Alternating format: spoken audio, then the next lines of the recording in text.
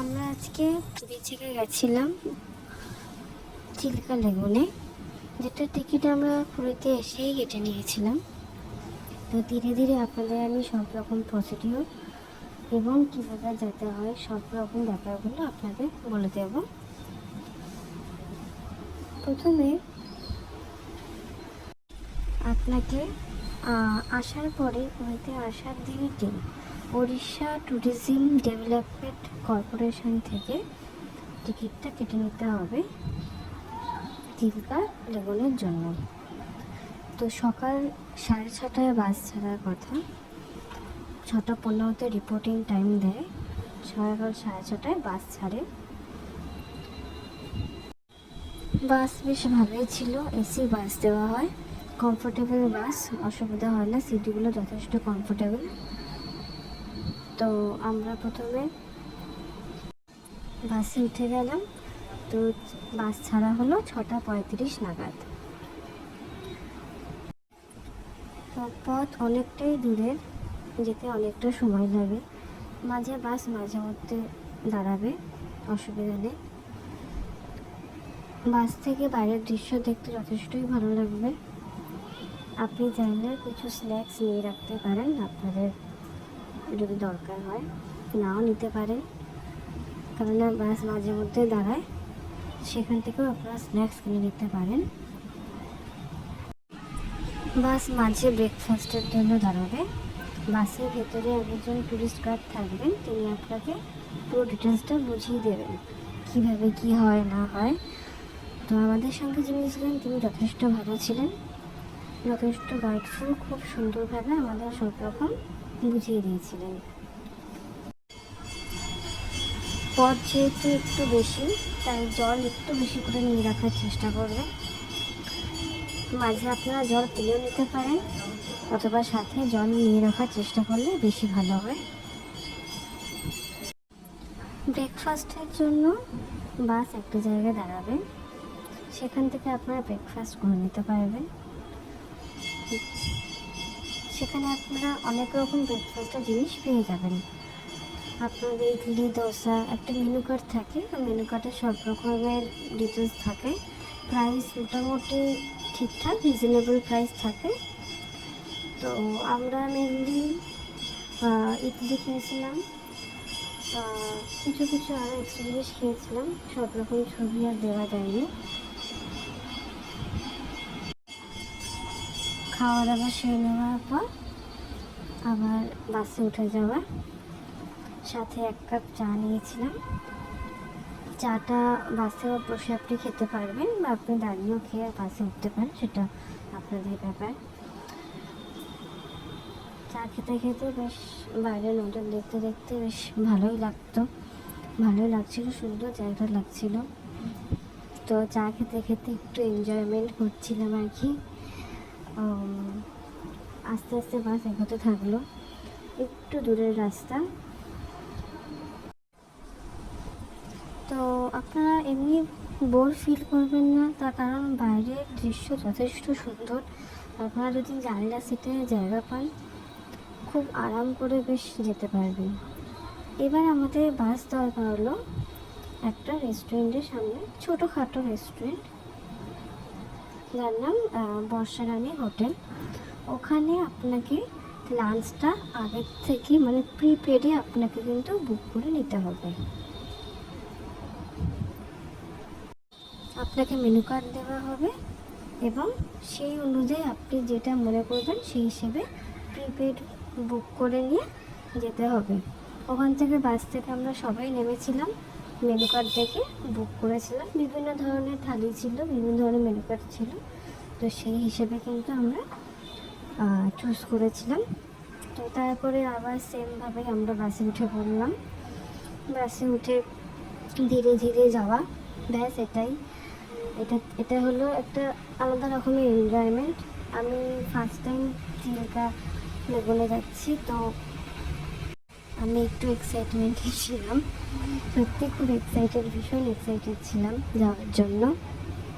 তো আমরা চিল্কাতে বাস দাঁড়ালো, তো আমরা নেমে পড়লাম, ধীরে ধীরে আমরা ভেতরে ঢুকতে থাকলাম।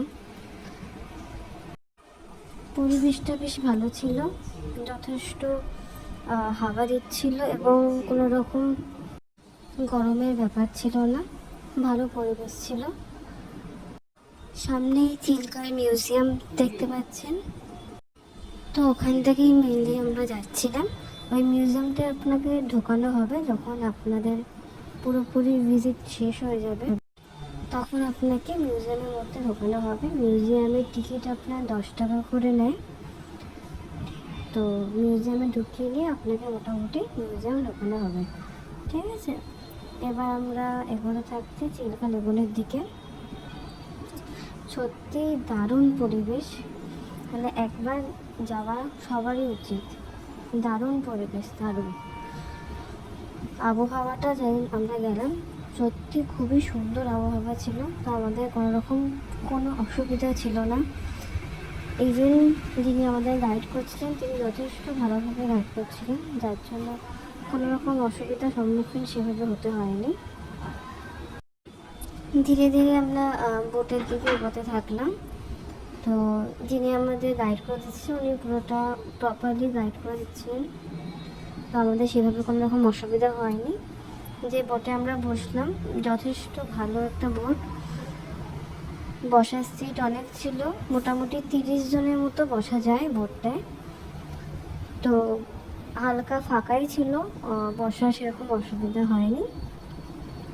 অ্যাকচুয়াল মোটিভেশন নিয়ে গেছিলাম ডলফিন দেখার জন্য, তো আমি সাকসেসফুলি ডলফিন দেখতে পেয়েছি এবং ভিডিও করেছি।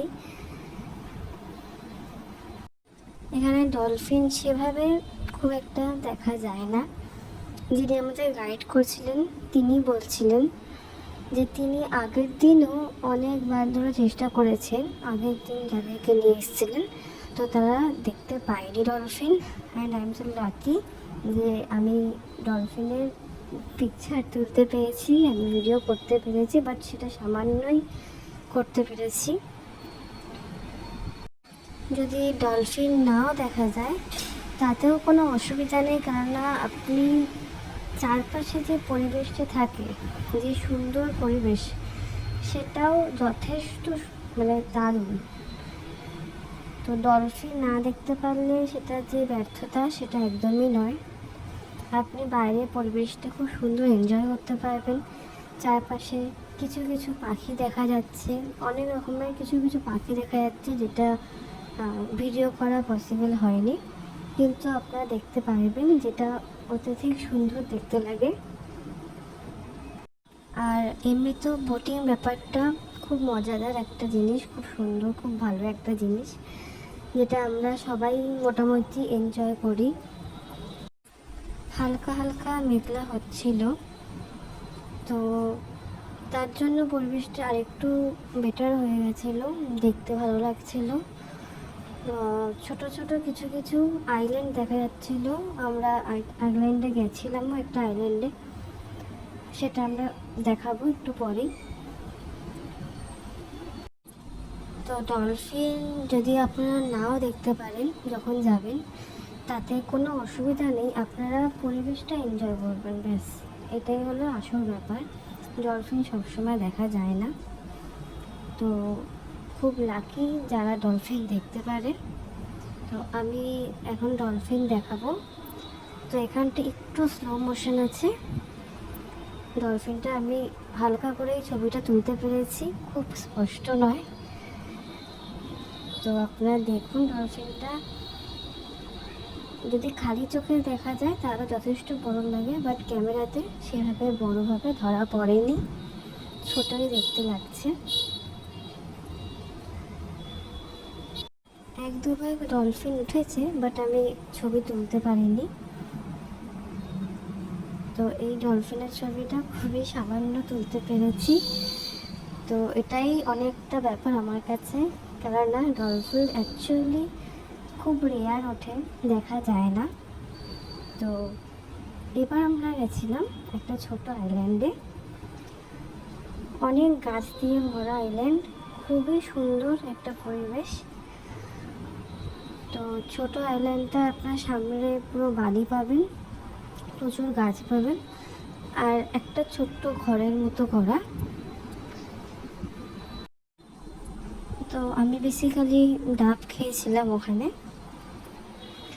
তো আপনারা চাইলে আপনারা আপনাদের পছন্দের মতো জিনিস কিনতে পারেন, অসুবিধা নেই। এক একটা ডাবের দাম নিয়েছিল 50 টাকা করে। ডাবগুলো বেশ ভালো, আপনারা কচি ডাবও নিতে পারেন বা শাঁস দেওয়া যে ডাবগুলো থাকে সেটাও নিতে পারেন। তো বেসিক্যালি জায়গাটা যথেষ্ট সুন্দর, এখানে একটু বসে আড্ডা মারা বেশ ভালো একটা জায়গা। আমরা কিছুক্ষণ বসেছিলাম, বসার পরে ভেতরের দিকে গেছিলাম।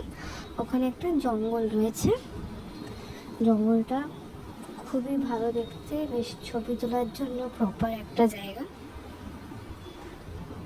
জঙ্গলের ভেতর দিয়ে আপনাকে মোটামুটি 5 মিনিট মতো হাঁটতে হবে। তারপর আপনারা দেখতে পাবেন আরেকটা সমুদ্র। এই সমুদ্রের ঢেউ একটু বেশি। এখানেই শেষ, তারপর ফিরে যাবার পালা। আপনাদের পুরো ট্যুরটা মোটামুটি 6:30 থেকে 4:30 অবধি হবে। তার মাঝে আমরা একটা মন্দির দেখেছিলাম, তো মন্দিরে আর ছবি তুলতে দেওয়া হয়নি, তো সেটা ছবি তুলিনি। তো বেশ এনজয়মেন্ট হলো। এই ট্যুরটা করার জন্য একদিনের সময় দিতে হচ্ছে।